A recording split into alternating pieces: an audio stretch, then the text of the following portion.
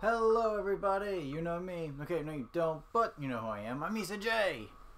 And right alongside me is... the Smarks Wrestling Alliance champion, Liam Landry. I'm thinking of which, let me go get the title. He doesn't even bring...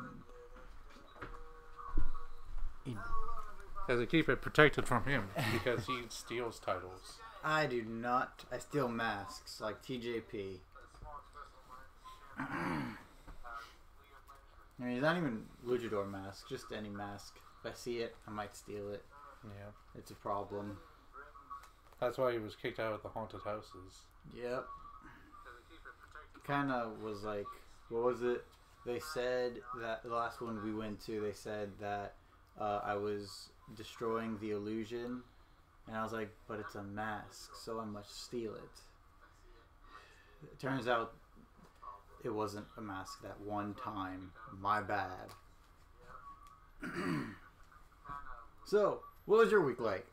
It was okay. I had to work this week and some overtime stuff, but you know, it was pretty good. When I saw that Overlord movie. Oh, I heard good things about it. How was it? Yeah, it was pretty good, pretty intense movie. So pretty good, yeah. That's good. Mine was just catching up on, or trying to finish the series of Sons of Anarchy and working. And I think I was basically saying, in Sons of Anarchy they had this one character that, even though he's troubled, he just can't help but love this character. And he just, one of the main characters is about to do something stupid, like really stupid, but then this guy does something even more stupid, and he basically sacrifices himself for everyone, and it was hard to watch. And this is not like a show where they like to do the violence off camera. No, you watch it.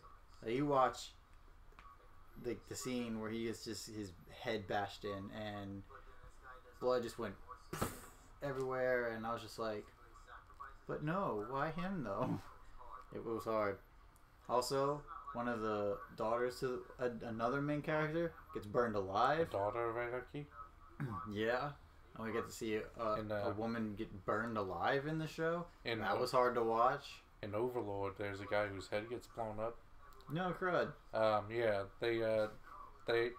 they were gonna set a booby trap for the Nazis, so they grabbed one of them that was on a motorcycle, and they stuffed a grenade in his mouth and put bombs on the motorcycle and put like tape and like the pin on the tape and sent them in there tied up.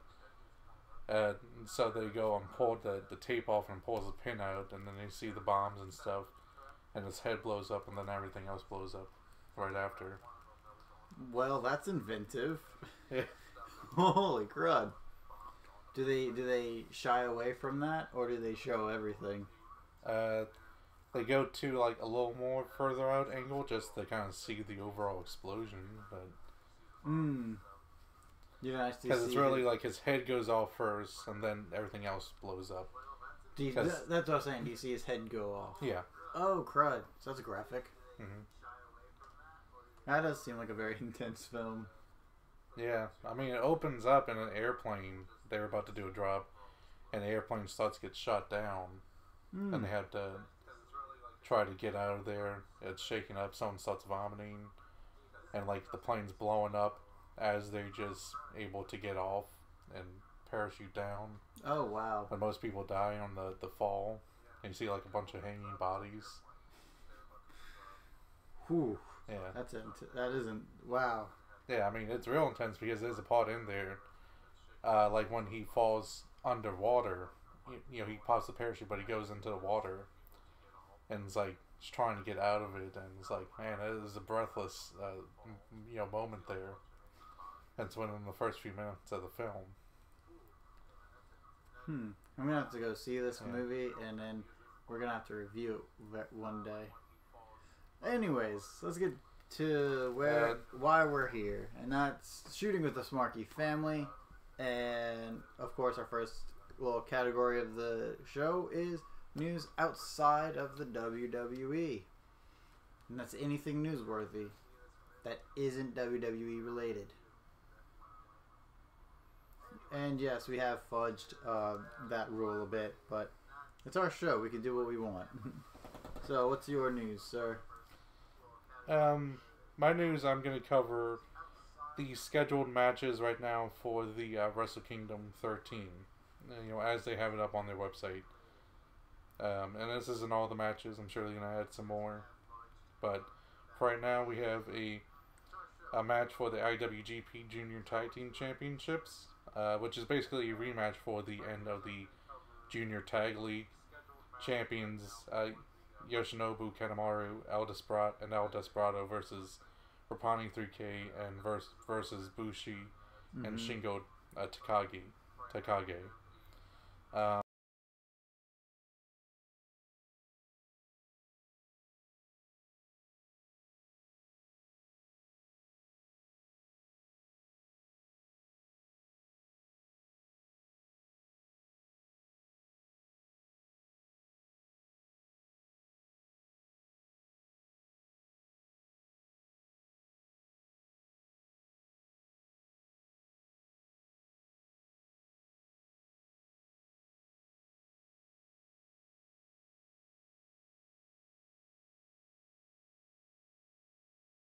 Yes, but let me see. I think it was cut off. I said IWGP Junior Heavyweight Championship, Kushida versus Taiji Ishimori.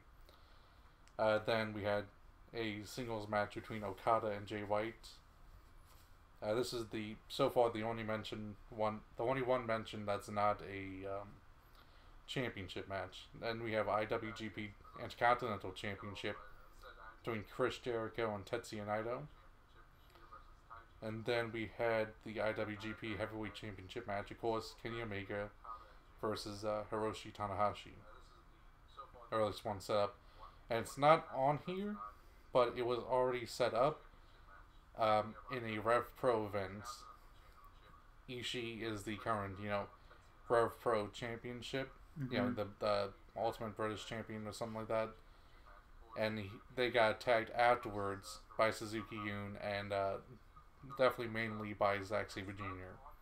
So it looks like Zack Sabre Jr. is going to compete against Ishii at Wrestle Kingdom for it. It's not on their website right now, but it's from what I heard, that's supposed to be the setup for it. And that's going to be a rematch for him because I think Zack Sabre Jr. had it first and then lost it to Ishii. I think actually how it went was, I think Kushida had it, lost it to Zack Sabre Jr., who lost it to Ishii, who lost it to Suzuki, who lost it back to Ishii, and now Zack Sabre Jr. is fighting for it again. So far, some interesting matchups. They also don't have the Never Openweight Championship up there yet, so that might get a match as well. Mm-hmm. And then, the Never Openweight, I was going to say Never Openweight 6-man tag, but Taiji Ishimori is in a tag match already, so unless they switch him out for someone, that wouldn't really work. But then they can also have the Guerrillas of Destiny defending their heavyweight tag champs. Yeah. So there's definitely some other matches that they can put in there, but I mean, it's going to be in January, so we're quite a bit away. Yeah. A good 2.5 months before it happens. Yeah. But overall, it seems like a really stacked card with just the 6 matches they've announced so far. So I'm interested to see all the other matches, and if it is possible and we can do an overnighter, we might try to do that live. It all depends on our work schedules and our availability, of course, but that one seems like a really good show to catch, though. Yeah. If not live, then definitely like the day after when our time allows it. Stuff like that. I was definitely going to be taking some time off around there, because that's actually the same weekend as the Comic-Con here in New Orleans, the Wizard World Comic-Con. Oh, okay. So the first weekend of January. Yeah, so it's going to be like either that Friday morning, maybe, like very early Friday morning. Mm-hmm. So I was probably gonna be off that day anyways. Take some vacation time. Okay. Um, So, drat. That's gonna be Sunday morning our time, right? So, like, so maybe when we get back from Comic-Con on Sunday, we can catch it. Let's see. I want to make sure what day is it. That it's going live. Yeah, it's going to be in Friday. That's January 4th. At 1700 Tokyo time. So I don't know that. So that's 5 o'clock over there for them.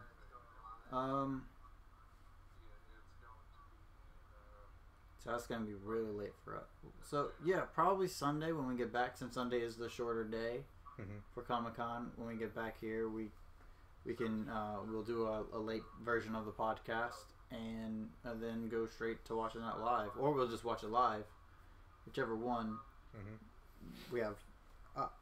Yeah, definitely want to see that one, and I'm really excited for Omega versus Tanahashi. That one should be, and then of course Naito versus Jericho number 2. Looking forward to that one. I really like Naito. He's a lot of fun. Yeah. Well, I mean, you heard who else also really likes Naito. Triple H. Yes, it was WWE. They made an offer to him after Dominion, apparently. Oh wow! And he turned it down. I'm not surprised there, especially when it comes to seeing what they did with Nakamura, and what he is already at, where he's already at and stuff. And he just unveiled a new LIJ member, which is a lot of fun. Alright, so I have the Evolve 116 results, and that happened, I guess, earlier today. If it isn't up, or if you don't want to know spoilers, then just mute right now. But below is the matches for I'll the give you show. a thumbs up when you can unmute it.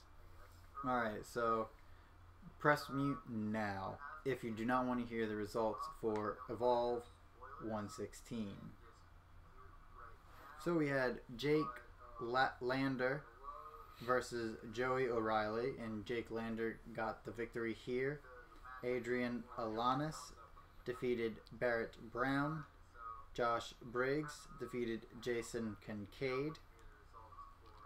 Isaias Velasquez defeated GPA for the Freelance World Champion. Not sure who was champion in this dispute. Fabian Eichner defeated Anthony Henry. And hasn't Fabian Eichner wrestled for NXT before? Yeah, so he was brought down to Evolve and won their championship. Okay. I don't know if this was the championship match or not. It doesn't look like it is. It might have been a rematch possibly, but yeah, Fabian got the win there. Champion JD Drake defeated Austin Theory and Harlem Bravado for the WWN Championship, and I guess which was a triple threat. Matt Nix defeated, oh my word, BSHP, K&G, Cyrus Satin, and Mike Fierro in four-way fatal. Cassius Ono got a victory over Shane Strickland, so that was probably a really good match. Yeah. In the Street Profits defeated AR Fox and Leon Ruff for the Evolve Tag Team Championships, which I think that was like one of the biggest talking points not too long ago. I think a little bit last week, and it's just now premiered. Yeah. And then Mustafa Ali defeated Darby Allin, and which was probably a pretty good match, especially since it wasn't a WWE match. Mustafa Ali was probably able to go a lot more than he's allowed to usually. But yeah, that was your results there, and it seems like it was a pretty good card. Seems like they want to make Rev Pro, you know. Mm-hmm. In the sense that they're gonna have their guys go down there and win a lot of the championships. The heavyweight champion and tag team champs right now. And it's also a little weird because Fabian Eichner is a real good jobber. I mean, I always enjoy his matches because he makes them look real good, but he never wins. So it's a little weird that he goes down there to be their champ. Mm-hmm. And then he gets like a nice good win here at 116. Yeah. And then what also read about an interview with Paul London. Obviously, Paul London's one of my favorite wrestlers, especially alongside Brian Kendrick, the Brian Kendrick. And just one quick little, and he was doing an interview with Ben Javon, and I just thought this was a funny tidbit. He was asked who lets Paul London be more creative and who was more restrictive. And Lucha Underground allows a lot more creativity, and WWE is a lot more restrictive. And he felt like at his time with WWE, not only was it restrictive, but, quote, and this is Paul London's words, he felt like they were telling him, how can we make this dumber? And I can believe that, which is an unfortunate truth. But yeah, that just gives you a little bit of context of how some of the people who were in WWE and left WWE feel about the brand as a whole.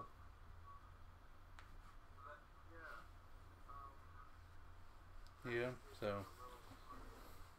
You ready for some news inside of the WWE? I guess I will also add is that according to Dave Meltzer, there was reports of WWE going after some other New Japan talent, Japanese talent, especially, but that's kind of it for that. All right, so.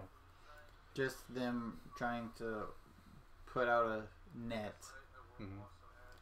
Oh, I guess we can go into something that's a transitional topic. Is the PWI Top 100 Women's. We forgot to talk about that last week.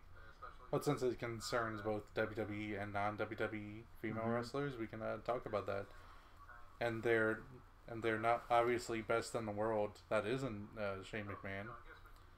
I mean, that's the only way the list could be worse, right? Like number one, Shane McMahon, best in the world. But their number one is, of course, Ronda Rousey. She's only had 4 marquee matches, and she's already number one. I mean, yeah, she has the title. Whoop-de-doo. You know who also has the title and has done way more work and way better work? Our SmackDown Women's Champion, Becky Lynch. So yeah, that it makes no sense. And she didn't even get in the top 10, which is bloody stupid.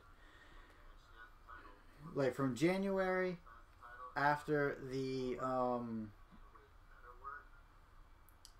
what was that?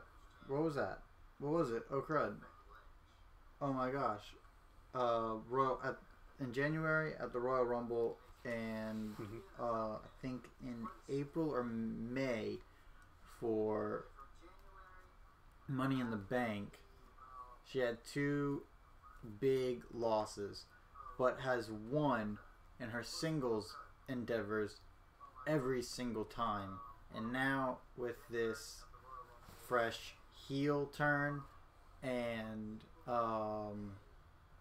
being the SmackDown Women's Champion, it's just she's on a, and of course with her work on Twitter and keeping it kayfabe the entire time and attempting to keep it kayfabe in all of her interviews and videos that she's done, even with Fine Brothers Entertainment.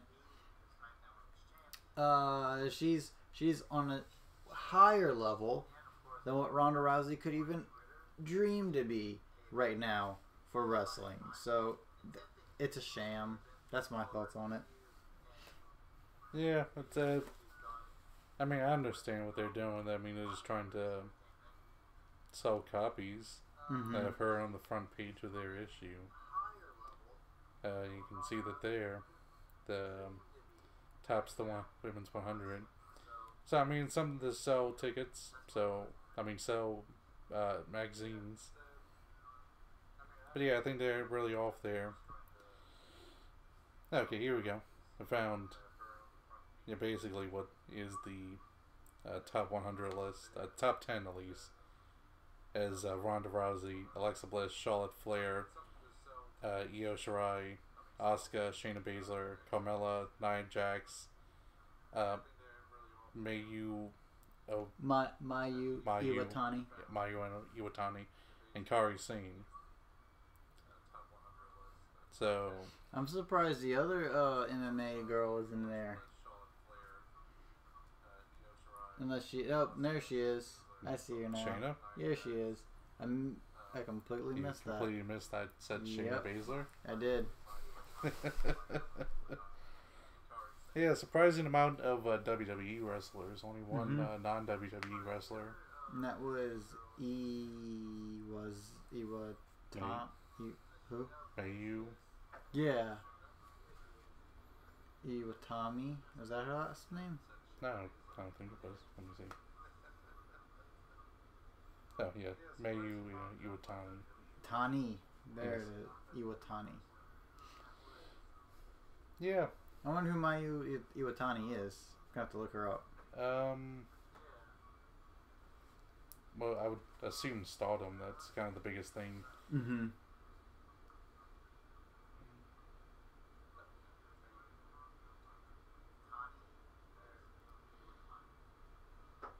But while I look this up, do you have anything else to say? About PWI? Yes. It's shameless that Ronda is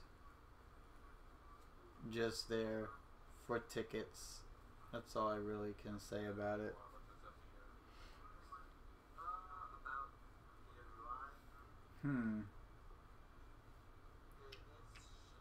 I'm gonna jump while you're looking that up. I'm gonna jump into a little bit of news. Yeah, myself. I know who she is now. Mayu Iwatani. She's basically going to be moving up as the new ace of Stardom. Okay. So that's her winning their. Every year they have their own kind of cup. That's kind of like their G1 special. Mm-hmm.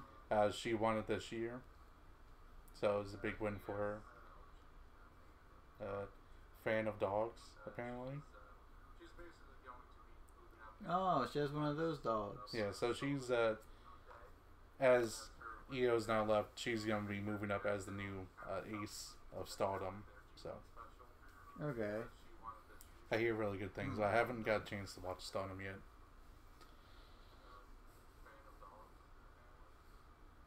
So now we go into WWE news proper. Yes. Oh, and I think we said Becky Lynch was number 11. Yeah. Very upset about that. She was. Insanely upset about that. She should easily be number 1. Yeah. I guess we can start talking about Triple H's injury. It was. What was it? Bicep or pectoral tear? I think it was like up here. Yeah, it was like all around here. So I don't know what that is. Well, it was a pec here, bicep here. It was kind of in both areas, but I think it was a. Yeah. I think it was pectoral. I think they said, but he's gotten surgery for it. And he was on the bed with his laptop and phone, so he was working the whole time. I'm sure he was probably booking next NXT Takeover Brooklyn. You know, making sure it happens. We also have other injury news. Braun Strowman. There's a lot of news with Braun Strowman. Whoa, he got injured too? They said he's been working with a knee injury for quite a while now. No, Dave Meltzer was saying in their last podcast that, like, him and Brian Alvarez was saying how bad his knee looked in Crown Jewel, and how it looked like he was almost limping from both knees afterwards. Dave Meltzer said that looks like his knee's completely blown. So that's one thing people are saying. A lot of people speculating that that may be the reason why he didn't win the championship. And then there's also the other reason we can go into as well. There's multiple reports coming out about Braun Strowman apparently coming in late to shows and leaving early, and that's upsetting a lot of people in the back. And they're saying he's not being a good locker room leader, and they said that's the reason why they haven't really pushed him into that next level. Like they did with Roman. Yeah, that's crazy to think though too. But I mean, I don't know when he's leaving early, because a lot of times he's in the main event of shows. So yeah, I guess like immediately after that, and he doesn't do any dark matches. I couldn't really tell you. I don't know. It's real weird and all. The only news that I've seen so far in regards to injuries is still because she wasn't able to wrestle in Evolve. That's not what it was. She wasn't able to wrestle at Evolution, and she wasn't able to... Wrong pretense there. Yes. Wrong pretense there. Wrong E-word. Yeah. And she also wasn't able to work not only the Monday after Evolution, but not the Monday after Crown Jewel either. Is that Alexa Bliss has still not been cleared by WWE doctors because of having not only one concussion, but apparently multiple concussions. They said that it has remained to be seen when she'll be returning to the ring, as noted first by Wrestling Observer Radio, but pretty sure it was today. Alexa Bliss says, "I'm not going anywhere," and the gif of Arnold Schwarzenegger saying, "I'll be back." So Alexa Bliss looks really confident that she will be cleared sooner rather than later, and we're just wishing all the best for her to come back as soon as possible because we miss her. And we want to see a proper Alexa Bliss versus Ember Moon feud. I cannot be the only one who wants this feud. I can't. I refuse to believe that. They fight over Braun Strowman. No. That's where the writers go. Oh, those stupid writers would go that route, wouldn't they? Oh yeah, and I was also looking stuff up while you were talking about it, but I'm still in utter shock about the whole Paul London thing. Oh, really? They're telling me that they don't allow creative freedom in WWE? I'm taken aback. Where is this joke going? Or is this just sarcasm? It's just sarcasm. Okay. I mean, next thing, Paul London's going to be in an interview where he talks about water being wet. Yes. So what is the wettest substance on Earth, and what is the driest substance on Earth? It's actually a good question about the driest substance on Earth. The desert, maybe? Even though the desert could get wet every now and again. And a desert could also technically be made out of water. True. Because Antarctica's a desert. It's just a frozen one. Yeah. Because all a desert means is it gets a little amount of rain every year. So, I don't know. We'll come back to that next week. What? Yeah. Any other news? We can just. Oh well, we can do. SmackDown has announced all of their competitors for their Survivor Series matches. For the women, it's going to be Asuka, Sonya Deville, Naomi, and Carmella, with Charlotte Flair heading the pack. However, Charlotte Flair the week before said that she didn't want to be the leader of the women. Mandy Rose has since then come out to try to get involved. So we'll see what happens there, storyline wise. Again, 3 years in a row, they're doing this whole SmackDown versus Raw stuff, and they have a pay-per-view for that. It's called Clash of Champions. So why they're doing Clash of Champions at Survivor Series 3 years in a row plus SmackDown versus Raw, we don't care about this. It's not compelling. It's not. Stick to the storylines within their respective shows. We don't need to do this whole rigmarole of who's better. That's what Clash of Champions or the Royal Rumble is for. So that's my 2 cents there. You don't need a big old pissing contest. No, we don't. Yeah. And we do not need to see the best in the world wrestle. What if he's lone survivor? Oh gosh, don't joke. Don't joke like that. I'm not joking. I'm making serious predictions here. But let's not put that into the atmosphere. We don't need that negativity in our WWE anymore. And then for the men, it is Shane McMahon. Best in the world.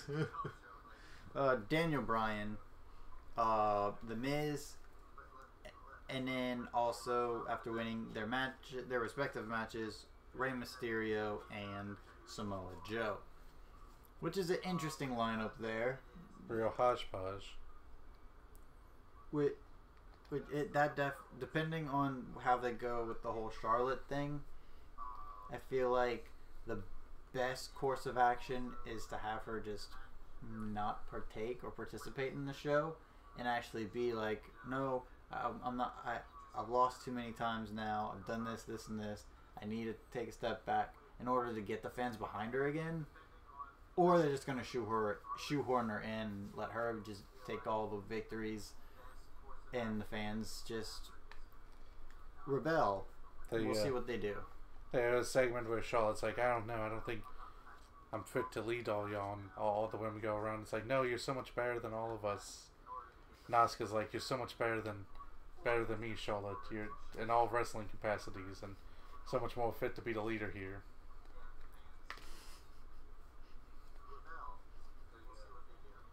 Let's hope that never happens. Oh man, I'm gonna go DM Road Dogg later tonight. give them as a suggestion.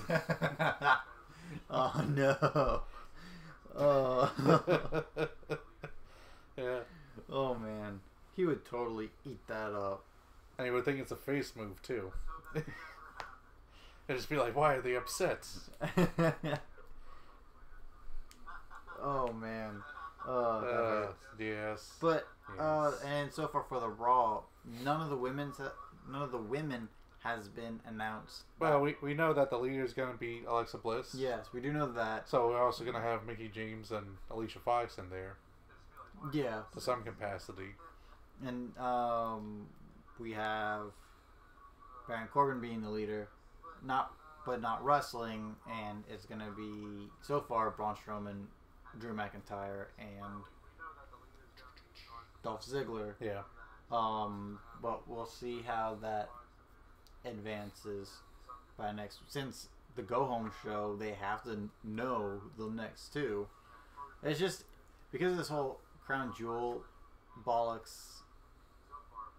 Survivor Series got put on the back burner just like Evolution.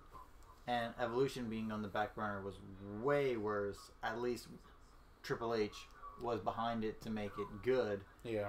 I don't see the same thing happening for What is it? I don't see the same thing happening for Survivor Series. Summer Series. Survivor Slam. If you had to take a guess, so for the men's, it can't be Seth Rollins. I mean, it can technically be, but it can't be because he's in a match beforehand. So Dean Ambrose is a very likely suggestion, and then another heel guy to round it out. Well, seeing as it's 3 faces and 2 heels on SmackDown, they might throw in another face yeah. to have the 2 faces and 3 heels from Raw. Finn Balor then? Yeah, I can see that. I mean, he's worked with Braun Strowman before, so it would make sense. Finn Balor and Dean Ambrose. I think that'd be a pretty... Unless they're holding Dean Ambrose back in order so they interfere to do with the other match. Yeah, to Seth Rollins' match.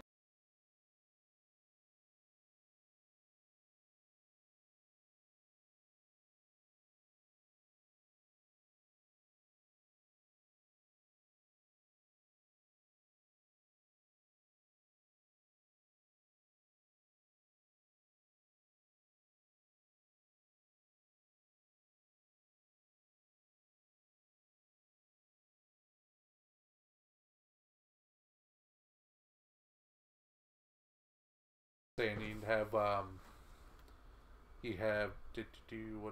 Seth Rollins. Dean Ambrose interfere in the Seth Rollins match. Then later on, Seth Rollins interferes in the Survivor Series match to screw over Dean Ambrose. Yeah, it'd be easier than him taking. It'd be better for him than him taking a loss.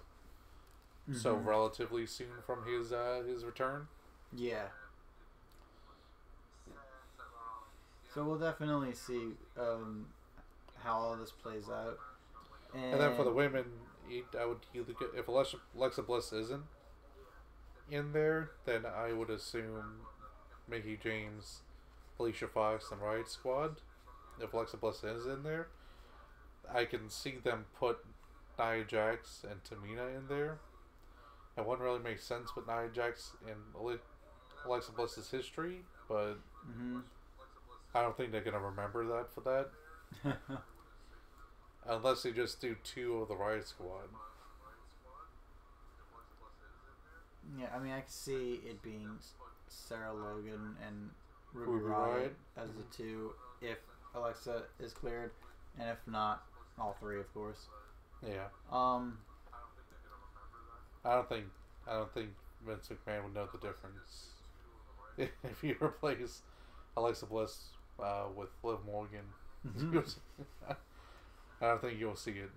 Oh, let's put Alexa Bliss in there. Wait, what? She's not cleared yet. What do you mean? She's with the Riot Squad right now, right? What? No. Vince, what are you talking about? That's Liv Morgan. Who? Yeah. Okay. So I'm actually kind of excited for the women's Survivor Series match because of the storylines that are being woven in there. But we'll definitely see what happens. Stories be weaving in there. Dodging and weaving. Weaving and dodging. But yeah, so I guess it's the best segment of the week now. Yeah, it's best segment of the week. Yeah, let's do it. Do you want to go first? Not really. Oh, okay, I'll go first. So I've seen some good segments this week. You know what? A really good non-wrestling segment that I saw this week that was made by WWE was Talking Snack. Did you hear about that?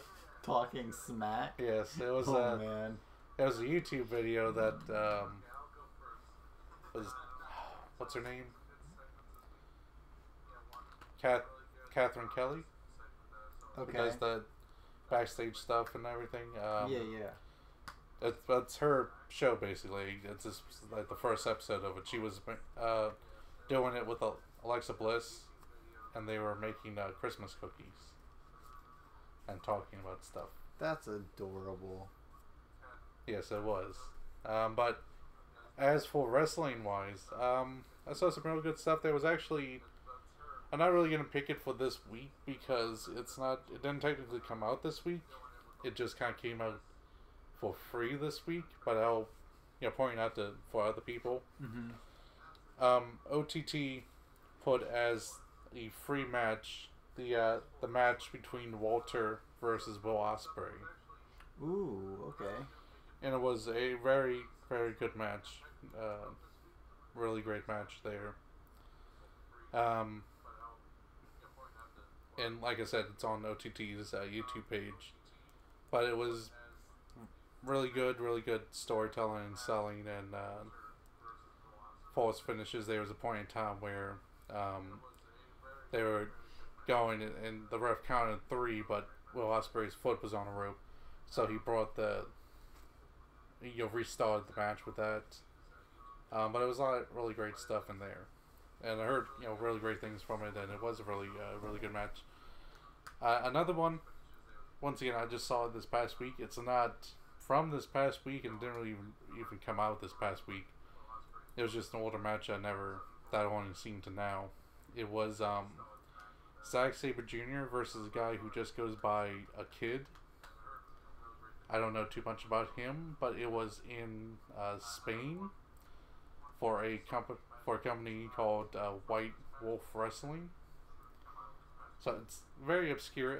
It's kind of the reason why I guess a lot of people haven't heard of it until I followed Dave Meltzer on Twitter, and he just retweeted the YouTube video of the match itself, and just said this match is incredible.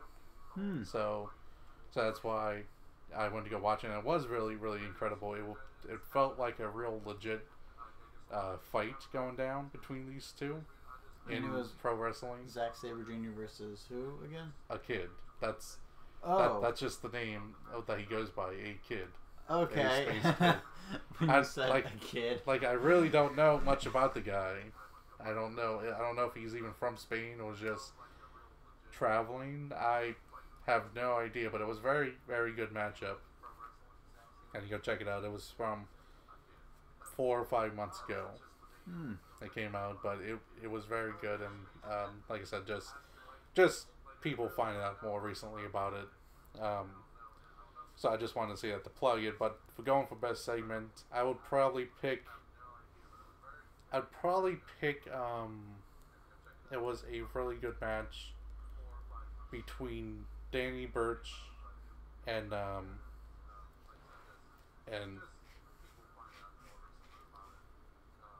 what's his name? Pete Dunne. Danny Burch and Pete Dunne for the UK Championship on one of the NXT UK shows. The first one. The first one for this week, the main event, because they had another 2 episodes. I'll also add in there, in the second. That was fast.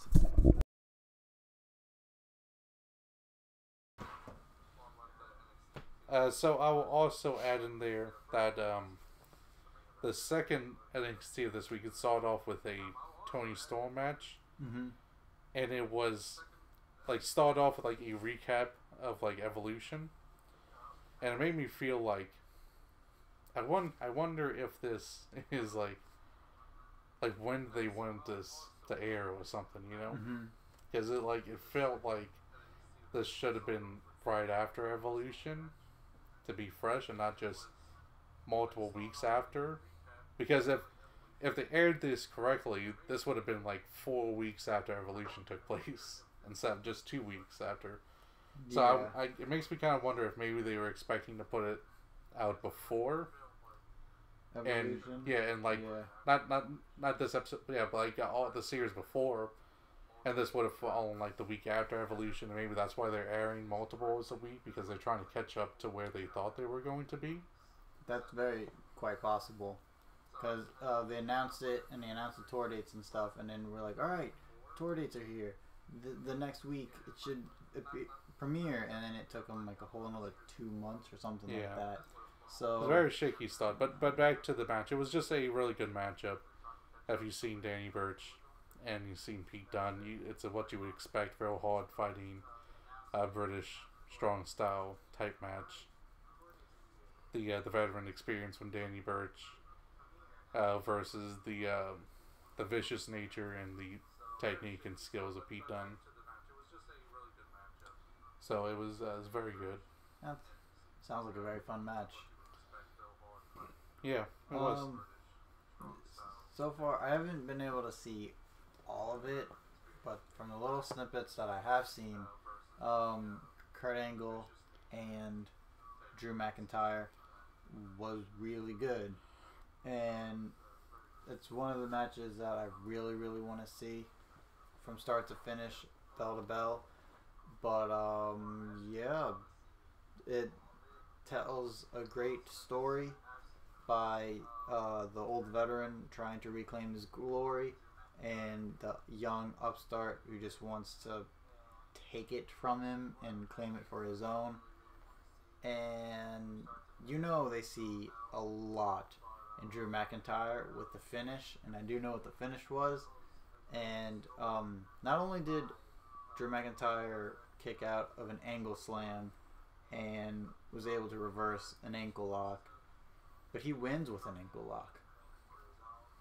And not like ankle lock and then he just passes out. No, we see Mr.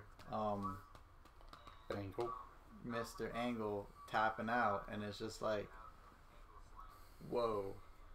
I think possibly he's gonna be your new champion, which I am all for. I've been wanting him to be Universal Champion for quite some time now, and I feel like he is. If I remember correctly, you wanted them to hold all the belts. I still want him to hold all the belts with Dolph Ziggler. And if it has to be that they bring in Dean Ambrose and it's Dean, Dolph, and Drew as Triple D, I'm okay with that too. As long as one faction holds all the belts at one point. That's all I want. It's Triple D, and it's like, we have our new manager, and it's like, you hear in the announcers, we're going to Flavor Town. Guy Fieri comes out. He's the new manager for the group. What? Triple D, Diane's driving the dives. Oh my gosh. Thinking of what you seen on Twitter, someone posted like, Guy Fieri has won re-election as mayor of Flavortown, and he quote tweeted that with saying, it's like, I want to thank all the constituents that voted for me. It was a very hard race, but we won. That's great. Yeah. But yeah, so I'm definitely going to say that one. Yeah. I'll also throw in there too, it was a really good match between Low-Ki and Daga. Is that MLW? Yeah, MLW Championship. Was did they have put out any of the matches that we went down last week? No, that was just recorded Thursday. That was just recorded. Right. Okay. Yeah, so it's gonna be coming in the next few weeks. Well, actually, I think it's gonna be pretty soon. Wasn't one of them? Was one of them Tom Lawler versus Sami Callihan? Yes. Yeah, that's gonna be airing next week. Okay. So that should be a good one. Okay, that's cool. That's cool then. Mm-hmm. Ooh. And I think they also advertise it's gonna be coming up pretty soon. The Puma King versus MJF in the flag match. Okay. Has been advertised. So that's probably coming up pretty soon. Not next week, but in the coming weeks. So. All right. And then definitely gonna have to check those out. And they also re-advertise that Roosh, so that's gonna be like next few weeks as well. The Roosh debuting. Do you think he's gonna be the one to take up the whole Simon Gotch challenge, or not just yet? Not just yet. Okay. And plus, I think that's gonna be someone like that's their debut. Is just that. Mm-hmm. So I don't know who would be a good pick for that. It would have to be someone that a lot of people will recognize, and also just a good technical wrestler to overwhelm them. I don't know.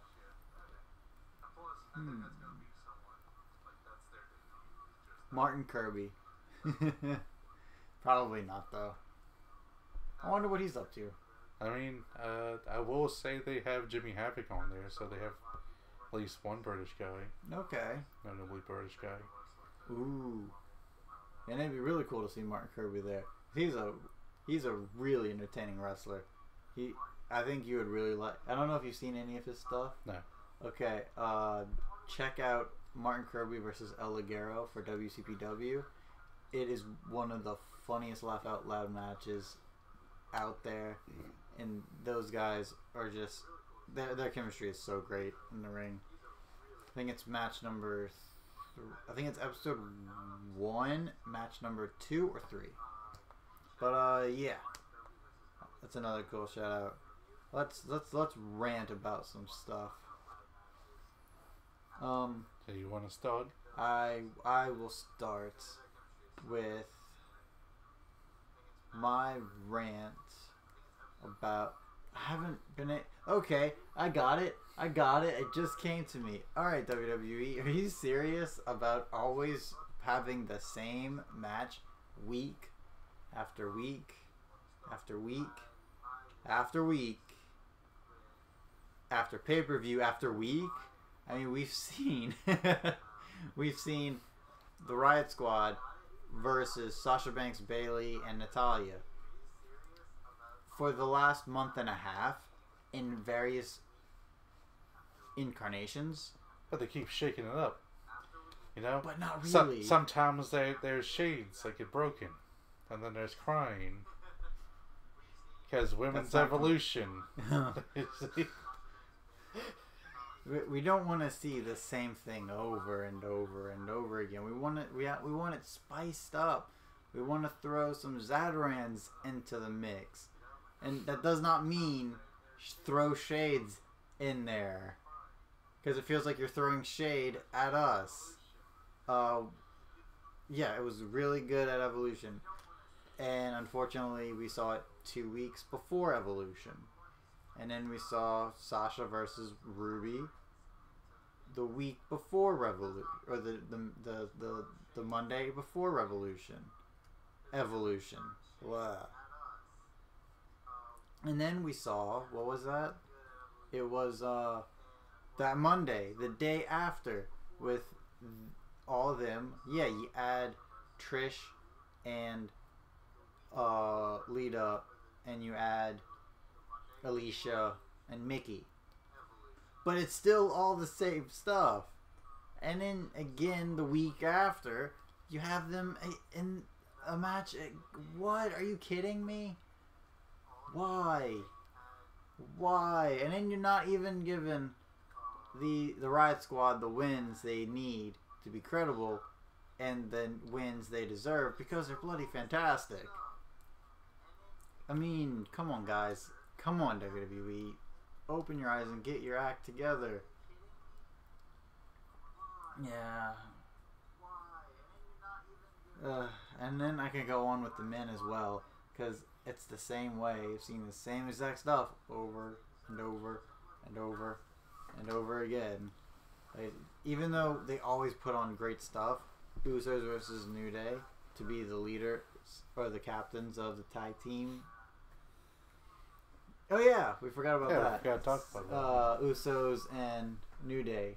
They're the two teams so far. Don't know the same team. Anything about Raw because nothing was announced. Well, I think it would be all their tag teams.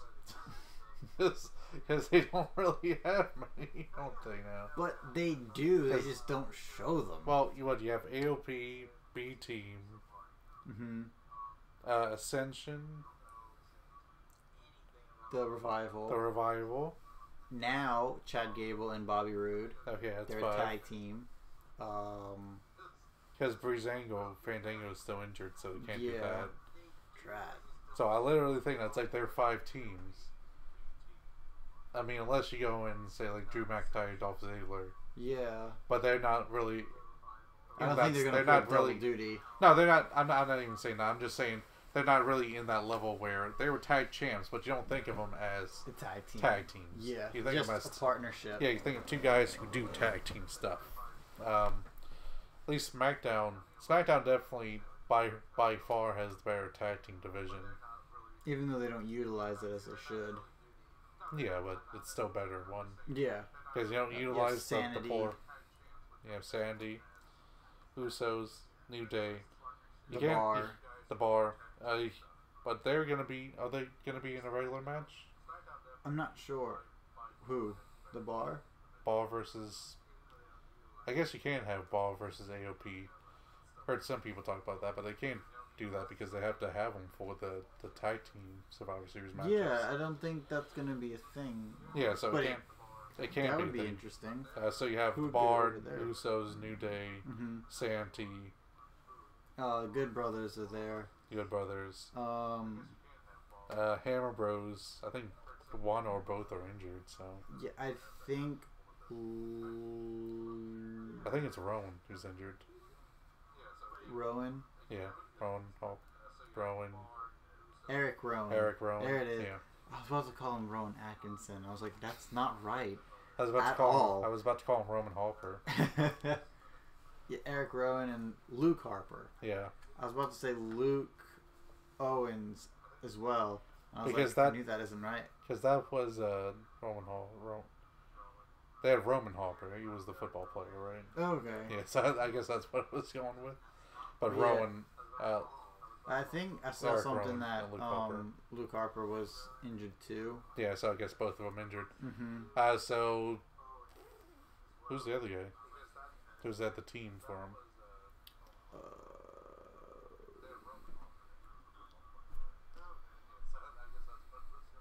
We never see them any... there's Primo and Epico. Because they're back from injury. Okay, so New Day, Usos, The Bar, The Good Brothers, Primo and Epico. And Insanity comes in to wreck stuff up. Yeah, let's take out the Shining Stars and put Sandy in there. I mean, I guess by a wins basis they may not have more, but more wins. True. That's sad. Yeah. Oh my goodness, that is horrific. Yeah, that's it is pretty horrific. Okay. I know there's a pre-show match, which is something we've already seen before quite a bit, or at least I have seen before, and it's Buddy Murphy versus Mustafa Ali. But this time it's for the championship on the pre-show. That should be a good match. But yeah, that was my rant. Everything's always the same. Ugh. What's your rant, sir? I just thought of this rant while I was bringing it up when you were talking about it. I'm gonna rant about the idea of after Evolution having the ending to a match be that a woman was so upset that someone broke something of her father's that she couldn't compete anymore because she was so overwhelmed with emotion and crying. Mm-hmm. That is probably one of the most offensive things that you've done in a women's match in since the bra and panties match days. I would have to say it was even more offensive than any of the body shaming stuff, because with that it's still a character like doing something intentionally rude. This is an unintentional thing where you just say that, oh, Natalia is a woman, she would get overwhelmed by emotions and can't compete anymore. If it was a guy in there, they would be overwhelmed with anger, and they could even lose with that. Like, they're so angry and upset that they end up getting hit with a roll-up or something because they're not paying attention. But you're not going to see them cry, and that's the ending of a match.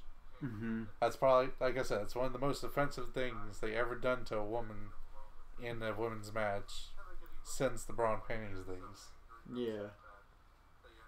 That's pretty sad, especially this close since Evolution. 2 weeks after Evolution. Yes. Wow. It's like they want to make us mad. Do you think Vince McMahon is a troll? And he's like, ooh, we'll get them riled up. I'd like to think not, but It's hard to tell. Perhaps.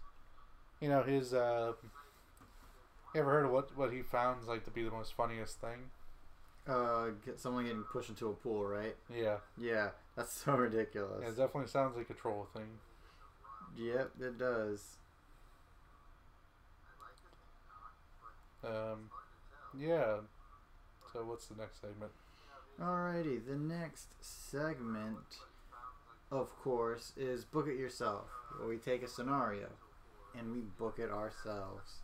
So let's not do anything Survivor Series related because, well, we've already done what we can there. We don't want to put more effort into it than the actual WWE creative team. True. We've already put more effort into it and made it a better card.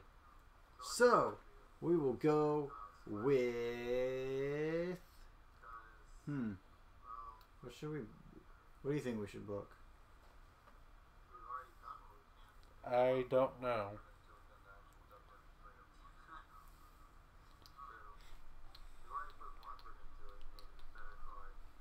Let's book the next Universal Champion.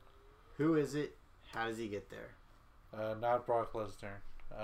Well, he is the champion. So, who dethrones him is basically the question. He gets dethroned by the U.S. Drug enforcement thingamabobber for steroid abuse. He gets overthrown by that, and then just gets vacated, and then it just kind of they confiscate it for evidence purposes, and then they just drop it and never returns, and that's it. Boom. So the real answer is right, you'll pick one and I'll pick one. Drew McIntyre. Dang it. Yeah, I mean, I had to pick the thing that you were gonna pick, just to undermine you. Ugh.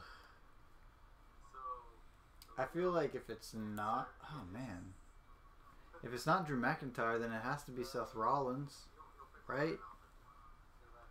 That's literally the only thing that makes sense. Yeah, or Dean Ambrose. Yeah, or Dean Ambrose. Then you can have Seth Rollins chasing the title to get it from Dean Ambrose.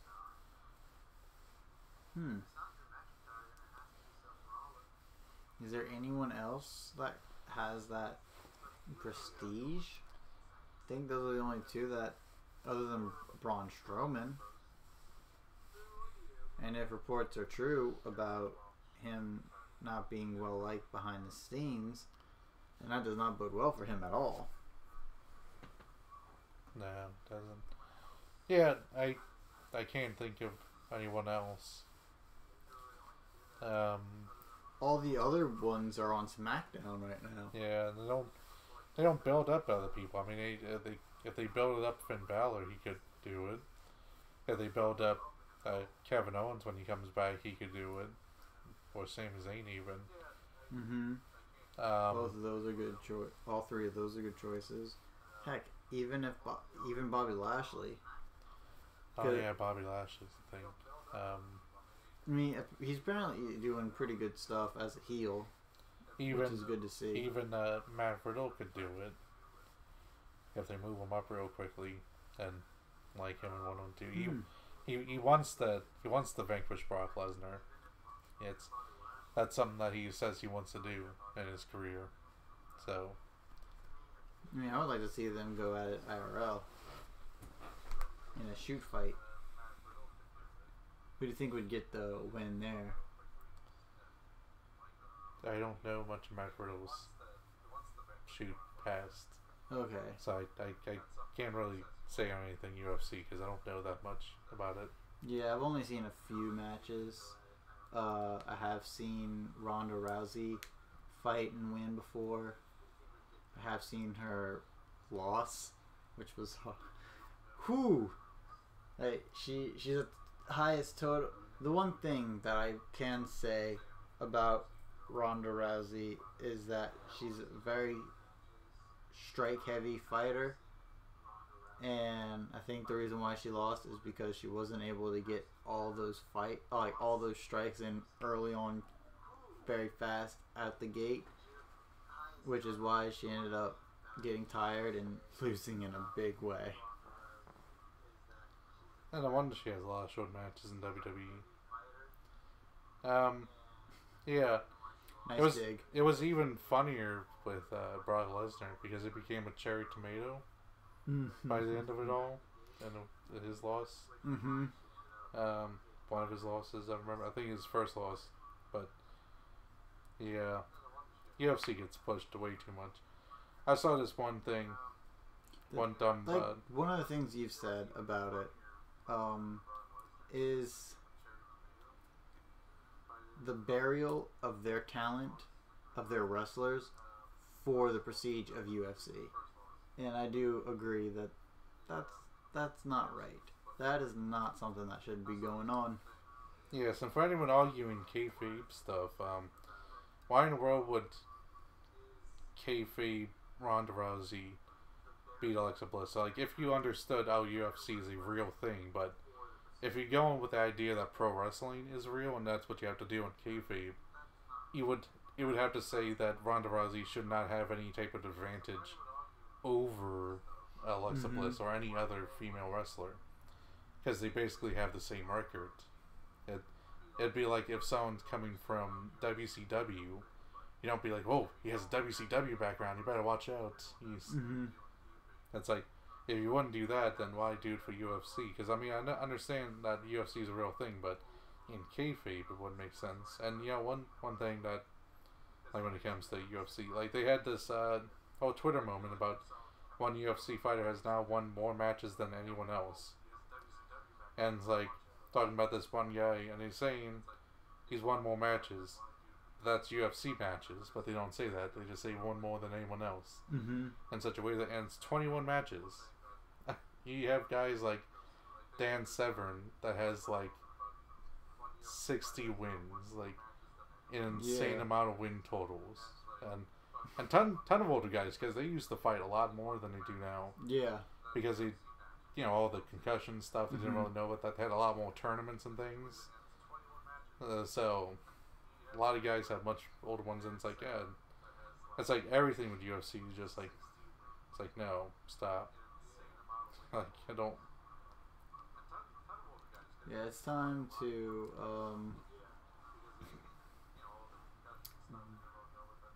backtrack the whole UFC is the greatest thing in the world, because it's really putting a strain on your homegrown talent, which makes me pick the actual person that will dethrone Brock Lesnar, in my opinion. It happened SummerSlam. It's not SummerSlam. Dang it! Did it again. Survivor Series. It's going. It's AJ Styles versus Brock Lesnar, and then you just hear the whole ding, and then lights go out. Huge purple mist. No, so that was a gong. So he has a gong too. What? Are you saying the Undertaker? No, not the Undertaker. He's blue.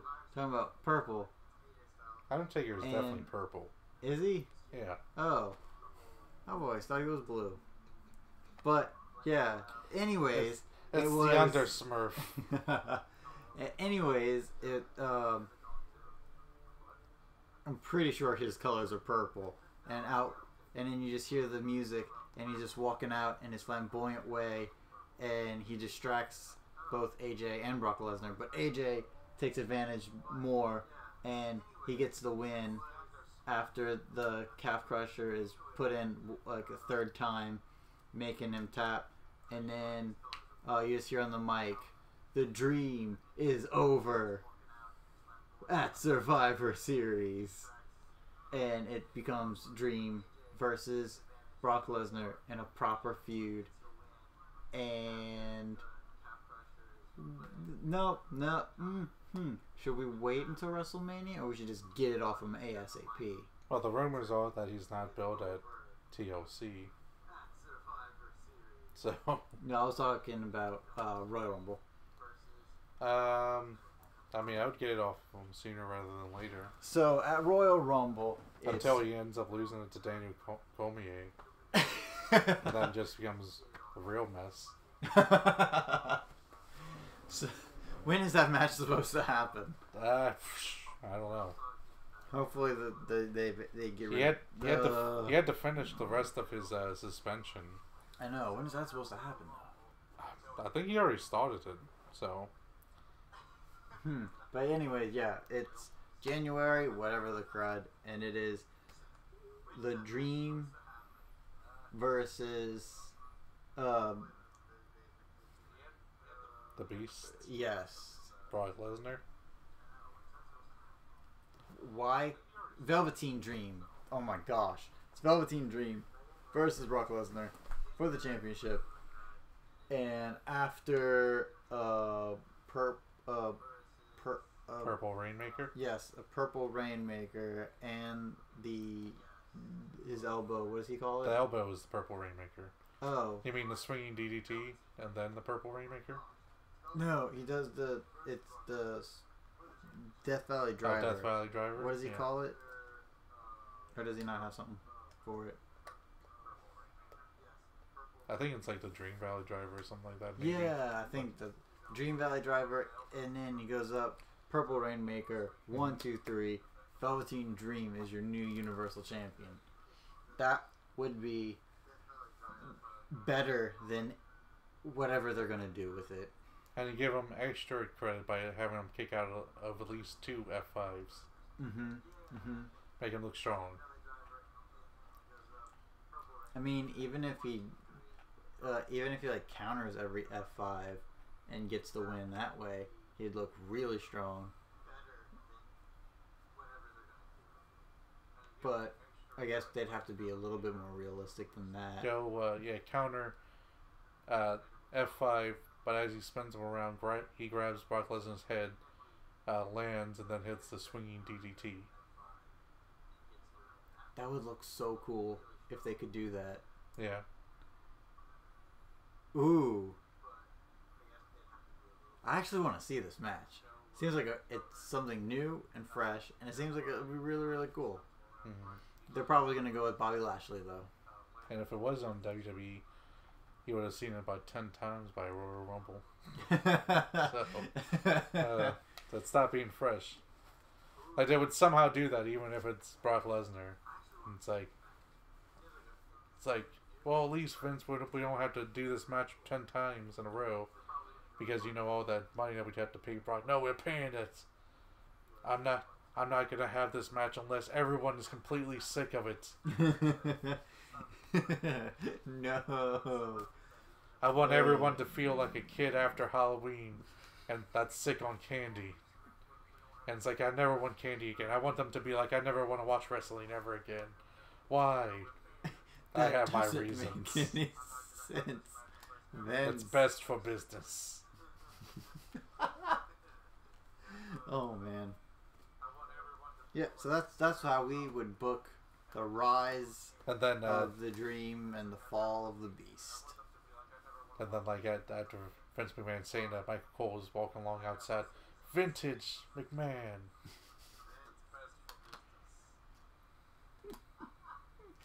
Yep. I wonder if that's like if McMahon makes Michael Cole follow him, and just like anytime McMahon does something, just like vintage McMahon. It's You're fired. Oh, that's vintage McMahon. Like he brings someone in, and it's like, Mr. McMahon, are you gonna fire me? It's like, no, why would you assume that? Well, you have Michael Cole with you. No, he's just here to watch this evaluation. Oh, okay, so it's all cool. It's like, yes, you're fired. Vintage McMahon. It's like, oh, I knew it. Oh. All right. What do you think is our penultimate category? It's where we come up with a question and we ask our fellow compatriots what they think Yeah, so right now it's only the two of us, so we don't have fellow compatriots. It's just we ask the other person. So I guess we're gonna have to edit that. Edit the way we say that from future episodes, unless of course there's more people. Huh. Do you have any questions yet, or do you think I should try to figure out one to ask you? I'll let you go first. Alrighty. This one will be WWE related, and it's going to be recently on 205 Live. They were in Puppy Power, England, somewhere in the UK, and the fans decided to completely and utterly take control of the show, and they started chanting for Nigel McGuinness to wave at them, and just England? A bunch of other stuff. In England, you say? Yes. Preposterous. So my question is, what do you think about the fans who like to take over shows and not pay attention? British fans are so normally so quiet and so quiet that even Japanese fans think they're creepy.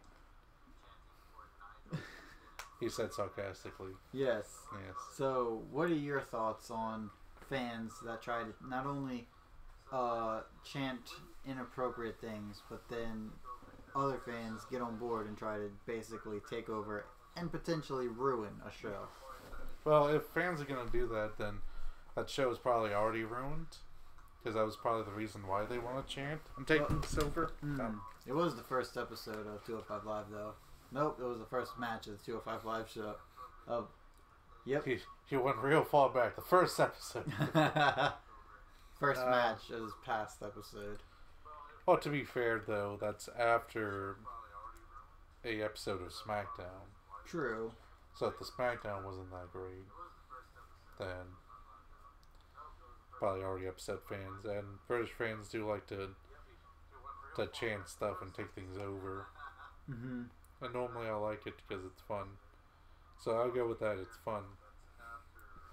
It doesn't ever annoy you if it's like in Chicago or New York and they're going CM Punk, what, and annoying crowd like that? It just depends more what's happening in the ring. Okay. So if it's something bad in the ring, you like it. But if it's something good in the ring, it completely annoys you. Yeah, then I think it would be disrespectful. Gotcha. But then there's also times when people would want them to take over the ring, like Zach Gibson. I'm sure he wants people to do the chanting. As shoot Zach Gibson wants people to do the chanting and stuff and taking off their shoes. Mm-hmm. So it's not necessarily taking over the match, but just elevating it through their whole thing. And then there's also singing, because then they sing for Bailey. Oh, I think so. That the Hey Bailey, I wanna know if you be my girl. Yeah, I really do like doing that one. Oh, da, da, da, da. And then she responded back. But did you see her respond back and it's like, I'll always be your girl? Ah, nice. Yes. Okay. Lana is the best. Lana is the best. Lana number one. Rusev Day. Rusev Day. Rusev Day. The only thing that was the most annoying that fans did was, it was one of their first matches too. Dolph Ziggler versus Seth Rollins in the Last Man Standing. No, in the Iron Man match, or the Iron Lad match. And it was like, every 10 seconds. Yes, or well, every minute. Oh my gosh. By the 30th time that you've seen the match, because I'm okay if I never see another Seth Rollins and Dolph Ziggler match. Mm-hmm. I was okay before that match came on. I didn't want to see that match. I didn't even like that match overall. Well, because I was just so tired of it. I mean, I feel like because it was early on in their feud too. I felt like it was good until except for the fans and that ending. The ending was just bad. Oh, it's a tie, so we have to go into overtime. Oh, it's Drew McIntyre. Oh, the match is over. So, Dolph Ziggler wins. Okay.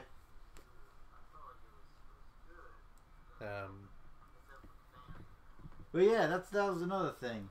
Not only New Day and Usos having match after match after match after match after match, but Seth and Dolph right now are having match after match after match after match. After match. After match. After match. It's like, DJ Khaled is making these matches or something. He's doing the booking. It's like, okay, we just had Seth Rollins versus Dolph Ziggler. Another one. But after that, another one. After that, another one. After that, another one. And it's like, DJ Khaled, these ratings, they're going down. It's like, you played yourself. It's like, we just did what you told us. We the best wrestling. I wonder if he's playing people. Like, do you think he's maybe just doing a shtick? I hope so. Because if not...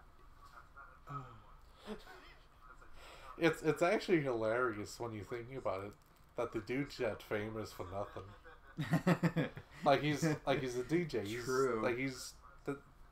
But he's not actually he's a radio DJ. He's not a producer. Mm-hmm. All he does is he gets a group of people together. Someone else writes a song. Someone else makes a song. He just puts the thing in the front, and then he gets money. That's literally all he does. That's so... ugh. And then 90% of the stuff that he makes isn't even good. So you got 95, it's like you gotta give him credit to it's like he sounds stupid, but he's got to be smart to be able to manipulate people like that and to make himself famous. Yeah, and rich beyond belief. I don't know if we can actually talk about that on this particular podcast, but you have heard things he won't do with his woman, right? Yeah, I mean... Yeah, I feel like that's a disservice to his woman. He was actually from New Orleans originally. He is? Yeah. Oh, interesting. I don't know when he moved over to Florida though. He was probably pretty young, maybe in his teens or something, but he was originally from New Orleans. He used to have the radio team of Arab Attack, but after 9/11 he had to change that, of course.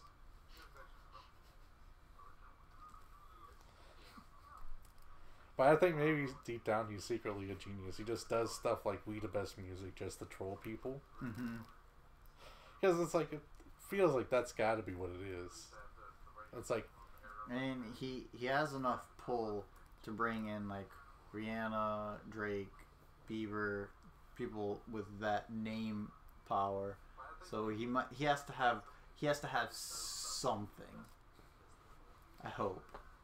Yeah, he's got something. If not, then I don't even know. Then space is warped and time is bendable. I mean, it's I still give him all the credit in the world. It's like someone to basically back into being famous and rich from doing nothing, and like no one even knows that. It's like most people just think he's like the producer or something. But it's like no, he literally does nothing on there. He just says his name he goes, a couple times. DJ Khaled, and then it says We the Best Music, and then it goes into the song. Yeah. That usually sucks. Oh well, we got off track. Yes, we did. What is my question that you are asking that I answer that you ask? Clearly, it's if anyone should be managed by DJ Khaled. Who should it be and why? I will answer that and say it has to be someone just as trolly, It should be John Cena. He should make a comeback run with DJ Khaled as his man. It's the heel turn we've all been waiting for. Yeah.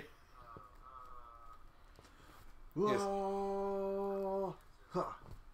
Yeah, he makes his heel turn like Seth Rollins laid out in the ring by Drew McIntyre, and Dolph Ziggler. He runs in and scares them off, and like it looks like he's about to go try to help Seth Rollins up, but instead he puts his heel on his face and turns it, and like looks at the camera and winks, then walks off. Have you ever seen DJ Khaled live when he was trying to perform one of the songs with whoever the crowd he was with? No. There's this point where it's just a music break, so he decides, okay, I'm gonna dance.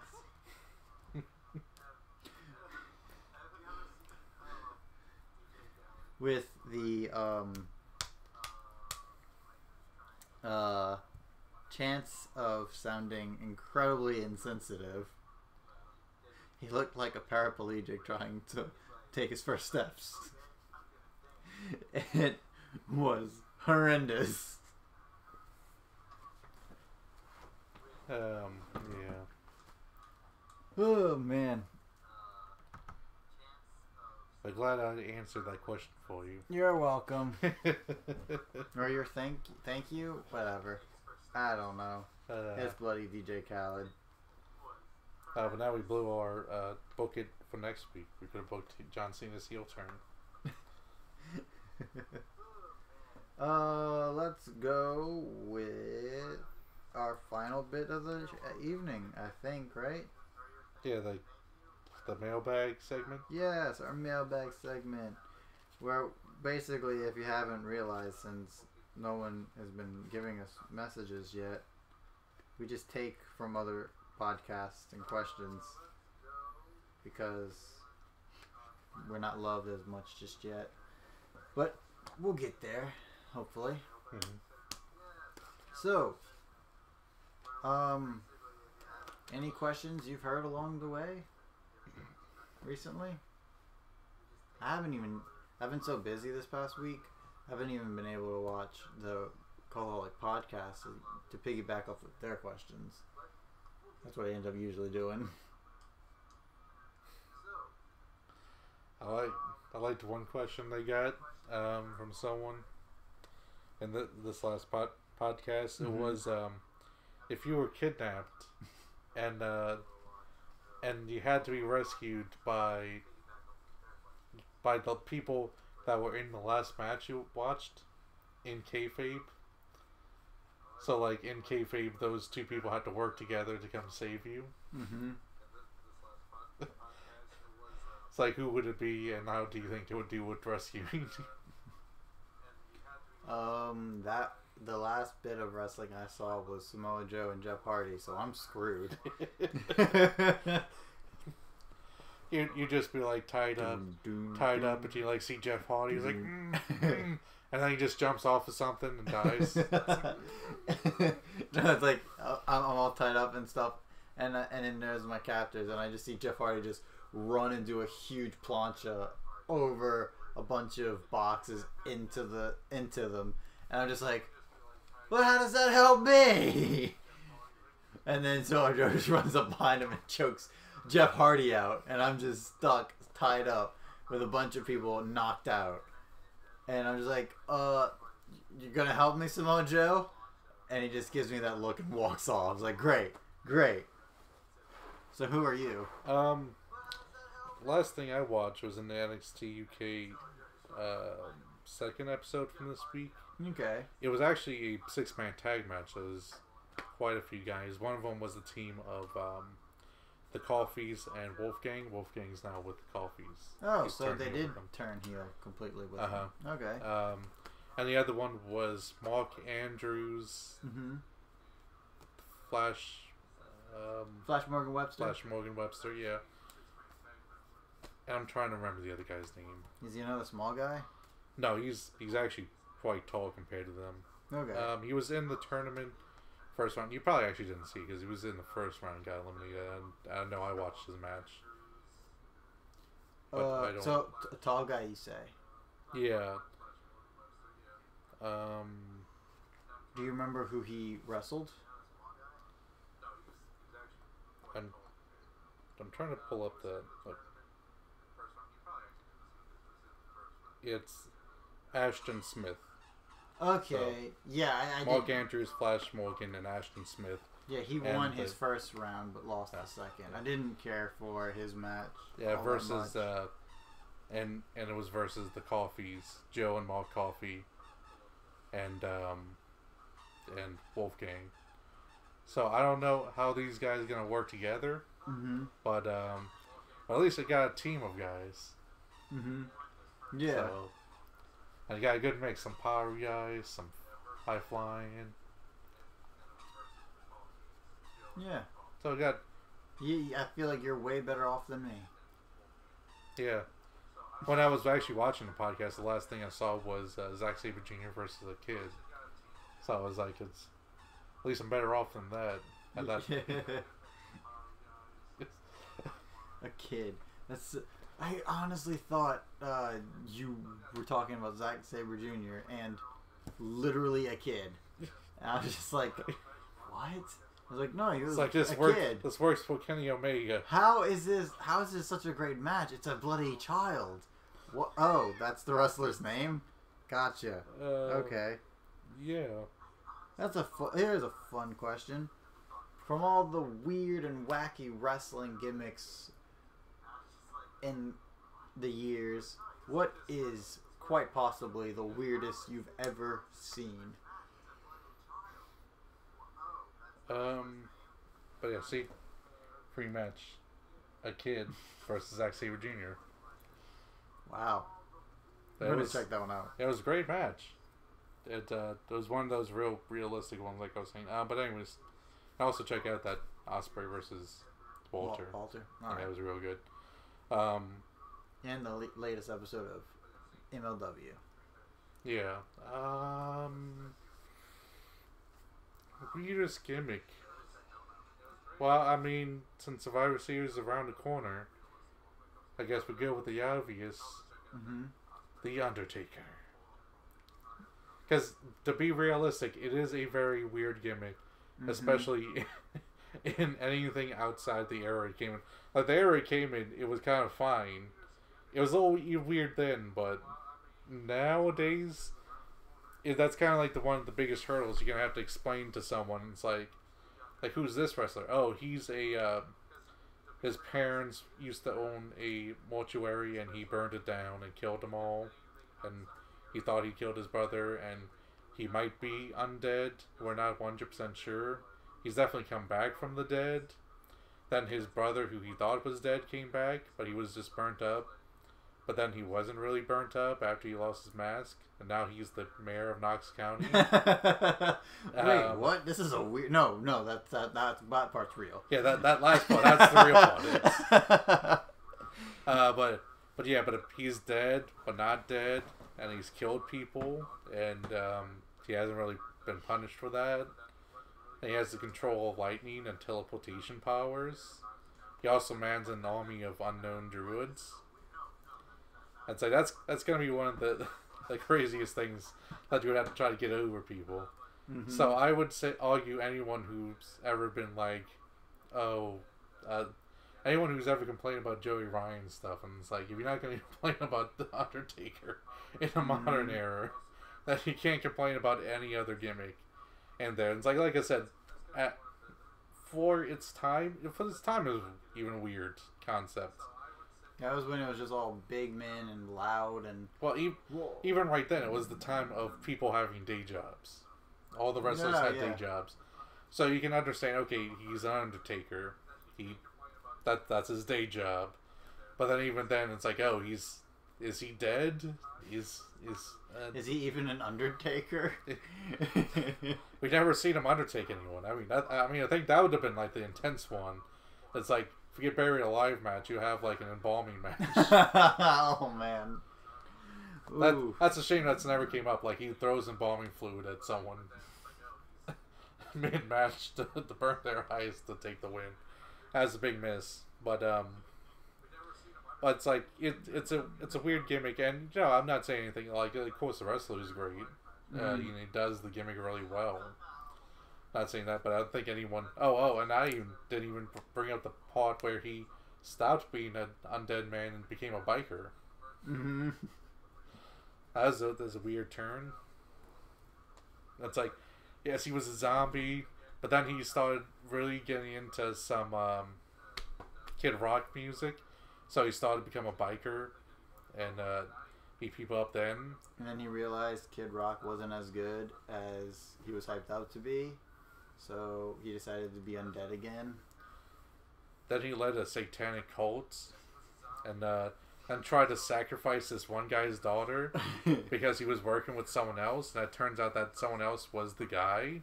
So he was trying to sacrifice his own daughter. Yeah, he was just like trying to do all that to get at Steve Austin. It somehow. was me. It was me all along, Austin. It's like that's gonna be like the biggest hurdle. And of course, I was doing a fake out there because I guess maybe people thought was going with Spires. He was going to talk about Gobbledygooker. Yeah, but that one's tough. It was weird, but the thing was, it was barely there. Yeah. So he was, and you can just be like, okay, yeah, it's just a guy in a mascot. It's not that weird. I don't think they ever portrayed it as that's actually a live turkey that like mutated and is now wrestling.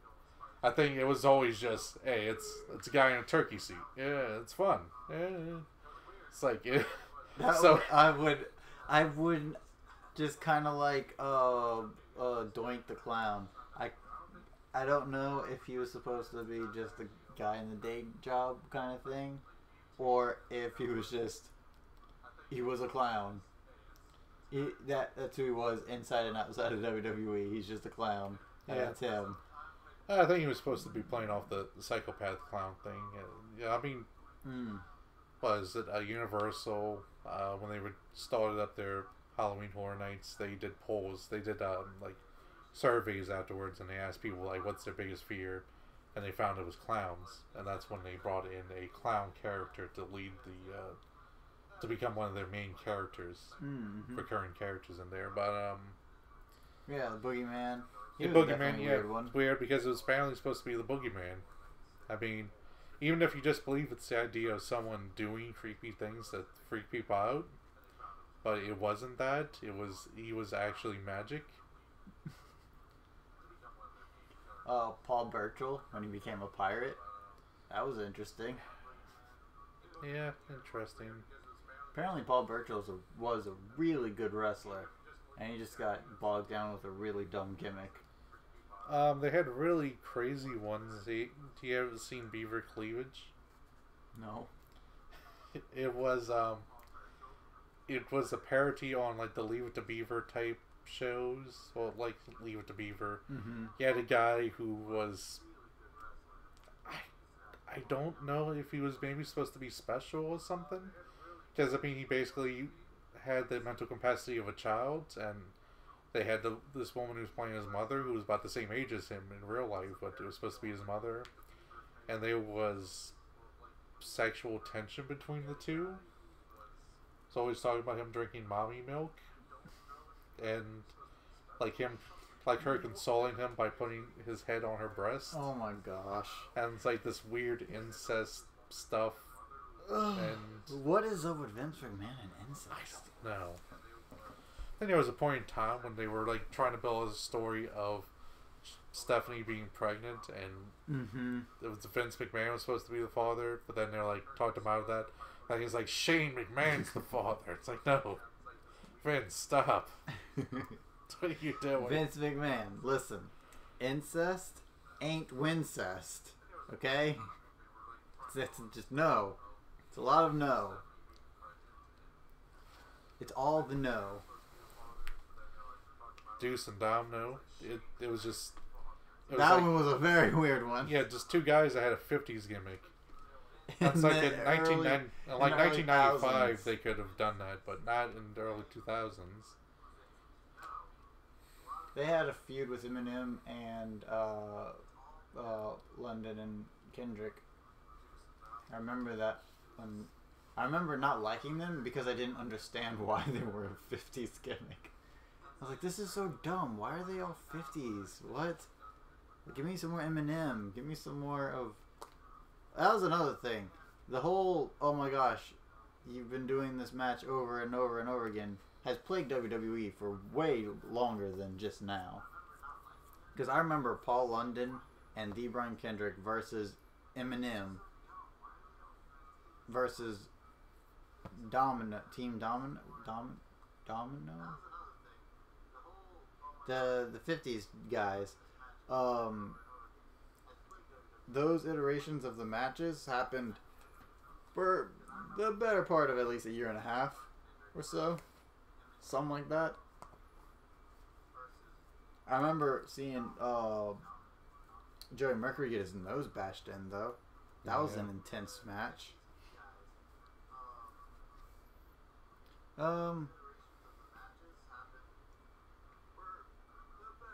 What is the one bump you would be way too afraid to take, but one bump you would actually want to take? I don't want to take any bumps.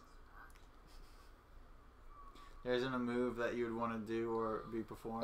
Not the crazy gimmick. I was just trying to look this up. There's like two guys that apparently have Back to the Future themed gimmicks. And Kenny Williams, who was in the UK tournament and NXT UK. I remember, yeah. And then also Kushida. Mm-hmm. So that's just weird that two guys have... Like, I saw like a Twitter thing where like one person was saying, it's like, I like arguing with my husband about New Japan things and like put up a thing from the argument. It's like, your favorite wrestler's gimmick is that he likes Back to the Future. It's like, it was a good movie.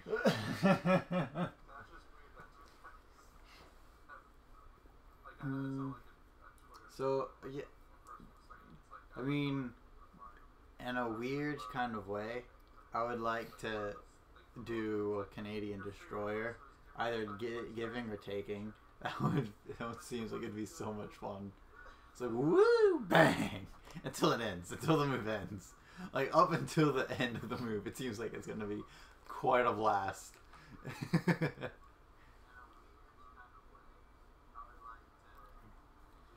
Yeah, thinking of which, actually, there was another one I watched this week, another OTT one, Matt Riddle versus Speedball something.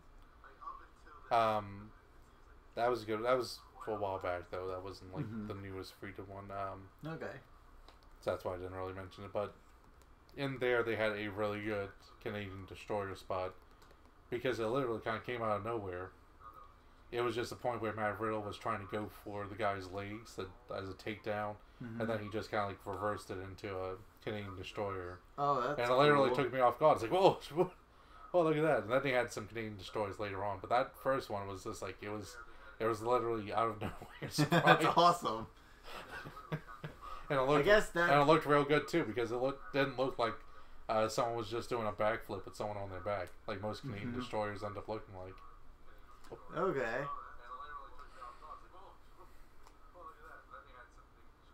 Yeah, I mean, there are many people who can make the Canadian Destroyer look really, really good, as in giving, not taking. Because a lot of the times it's the guy taking it that's put on him to make it look really good.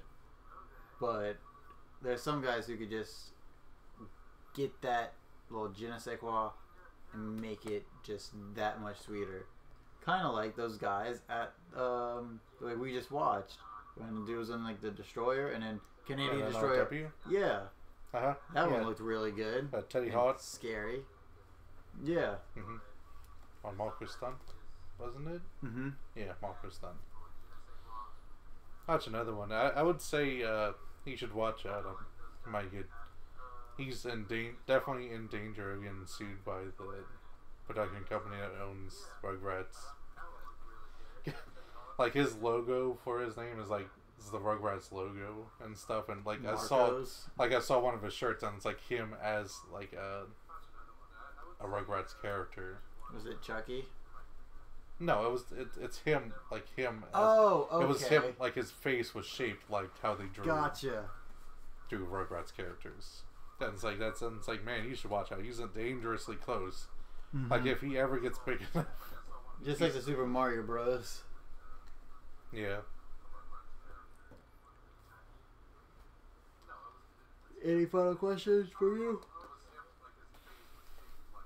Well, I'm trying to think of other ones. No, like one of the main questions they got was, like, what was the, like, best, worst match you saw, ever seen? I already have an answer for that one. It's Shawn Michaels versus Hulk Hogan. It's on SummerSlam. Absolutely love that match. Just because of the crazy overselling Shawn Michaels is doing. It is so much fun just to watch. I absolutely love it. Yeah. Ever seen the completely wasted Jeff Hardy in TNA match versus Sting? I haven't seen it, but I've heard a lot about it. Oh, it's crazy. Completely wasted Jeff Hardy comes down to the ring after Sting. Does a fake out, throw his shirt into the audience at every single ring post. Then Eric Bischoff has to come down and try to talk them into a new finish. And you can even see him like trying to go to Sting and like talk to him and like point out his hands, and he's like saying, "It's like, don't shake my hand, just hit me," and try to work something out. Then Sting instantly puts Jeff Hardy into the Scorpion Death Drop, and then forcefully holds him down to get the pin as Jeff Hardy attempts to kick out to win. And as the fans chant bullshit, and Sting walks off and it's like, "Yes, it is. It is." He did that? Yeah, because they're chanting, "This is bullshit," and it's like, "It is bullshit." Well, he does say bullshit, but he said, "Yes, it is. It is," but...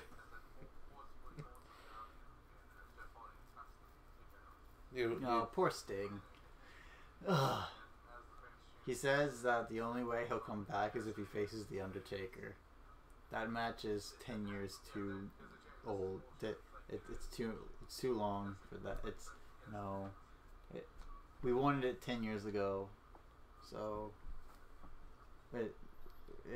no.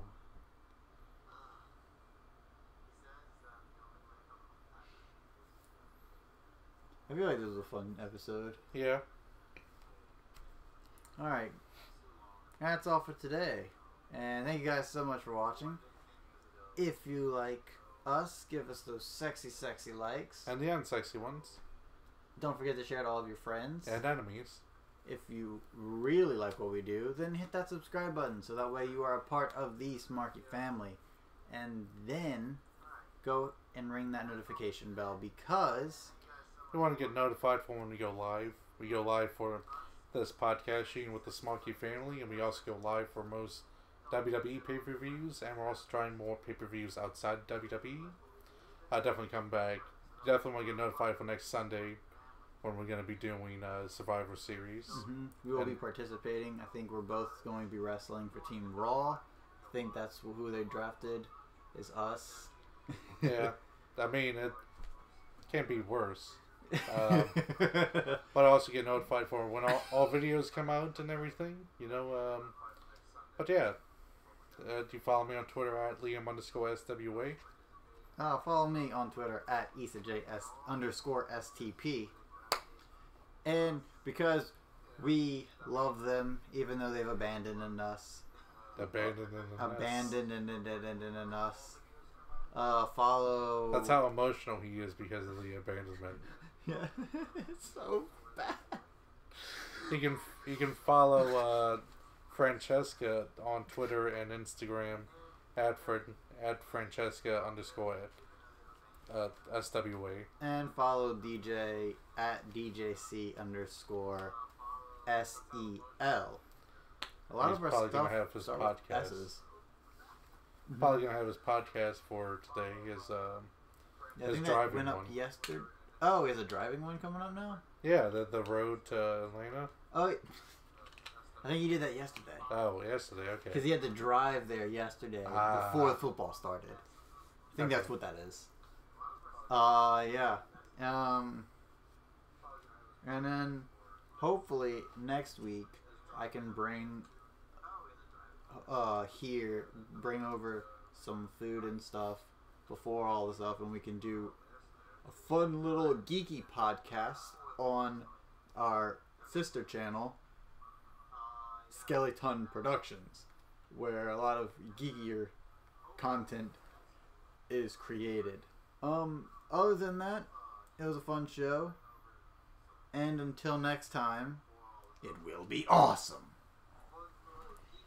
Da da do do dra da do do do do do bop ba do do bop. I think.